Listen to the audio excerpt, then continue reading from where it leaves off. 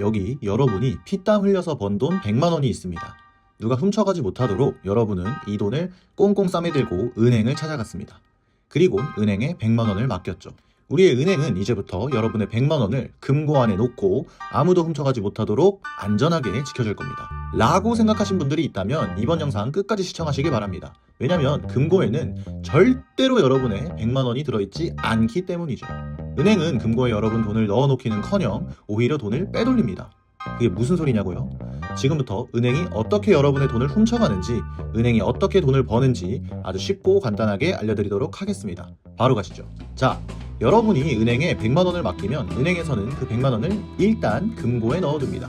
그리고 여러분 통장엔 100만 원이라는 수치가 찍히게 되죠. 그리고 여러분이 떠나고 나면 은행은 돈을 빌릴 사람을 찾습니다.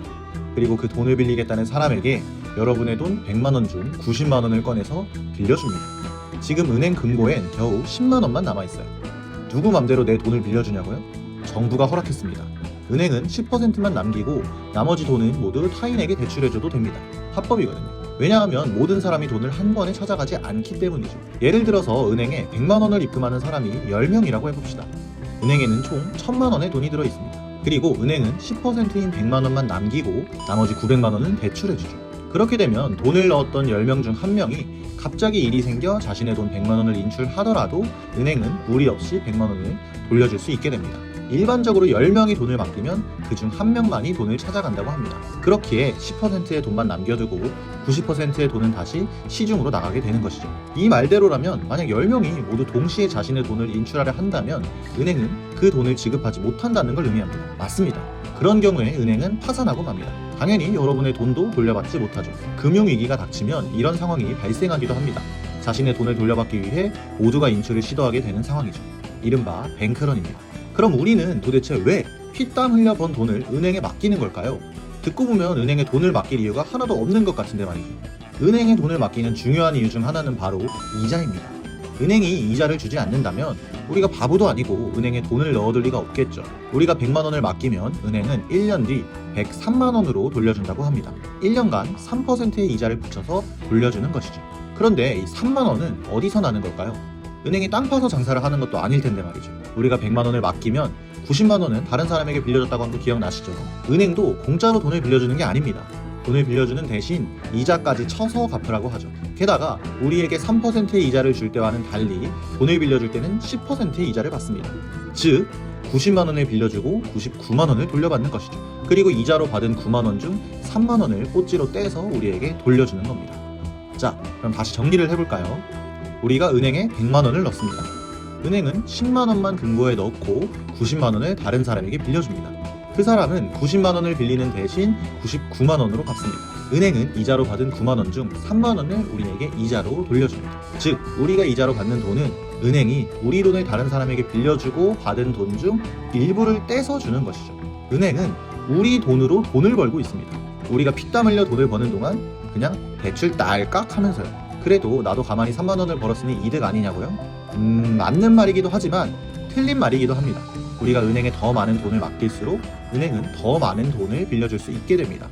더 많은 돈을 빌려준다는 것, 곧 시장에 더 많은 돈이 풀리게 된다는 걸 의미합니다. 시장에 돈이 더 많이 풀릴수록 돈의 가치는 더 낮아지게 되죠.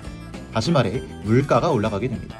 결국 올해엔 100만 원으로 살 수 있던 물건을 103만 원을 받는 내년엔 못 살 수도 있죠.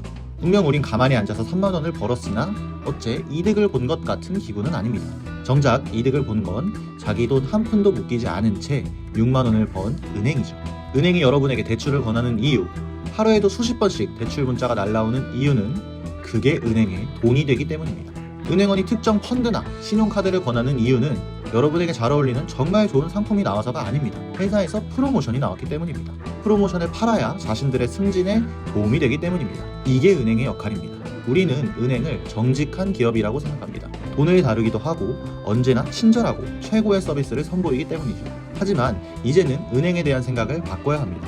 은행은 자선사업가가 아닙니다. 은행은 우리의 친구도 이웃도 아니고 든든한 아군도 아닙니다. 그저 수익을 올리기만 하면 되는 기업일 뿐입니다.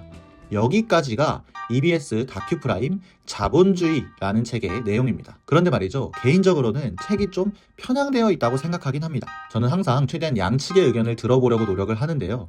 이 책에서는 마치 자본주의를 악독한 시스템으로 보고 그 중에서도 특히 은행을 악당으로 묘사하는 장면이 꽤나 많습니다. 하지만 저는 은행이 악당이라고는 생각하진 않습니다. 그저 기업일 뿐이죠. 자본주의 시스템에 있어서 은행은 필수적입니다. 은행이 대출을 통해 돈을 창조해내는 역할을 하니까요. 은행이 있어야 자본주의가 굴러간다 해도 과언이 아니죠. 게다가 은행뿐만 아니라 모든 기업은 수익을 올리려고 노력하는 게 당연합니다. 이건 나쁜 게 아니죠. 책에선 마치 은행이 서민들의 등에 올라타 아무 리스크 없이 돈을 빨아먹는 악독 기업처럼 묘사가 되어 있지만 반대로 생각을 해봅시다. 사람들은 대출을 왜 받을까요? 그것도 이자까지 추가로 내면서요. 사람들이 대출을 받는 이유는 그 돈으로 새로운 가치를 창출하기 위해서입니다. 나중에 99만 원으로 갚을지언정 지금 당장 90만 원을 빌리는 건 그 90만 원을 활용해 미래에 100만 원 이상의 가치를 만들어내기 위함인 것이죠. 나쁘게 보면 착취라고 볼 수도 있지만 좋게 보면 은행은 기회를 제공한다고 볼 수도 있습니다. 정확히는 투자를 하는 것이죠. 오히려 우리가 경계해야 할 것은 단순히 돈을 소유하려고만 하는 것입니다. 돈이 최종 목적이 되어선 안 됩니다. 돈은 수단일 뿐입니다.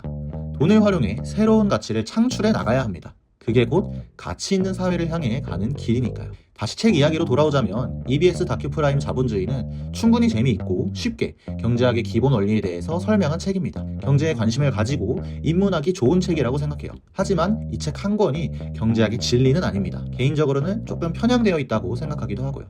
그럼에도 불구하고 읽는 게 안 읽는 것보단 낫다고 생각합니다. 이 정도면 충분히 가치를 창출한 책이라고 생각하거든요. 저 역시 가치 있는 사회를 만들어 나가기 위해서 영상 열심히 만들겠습니다. 그러니 제 유튜브 구독 한번 눌러주세요. 감사합니다.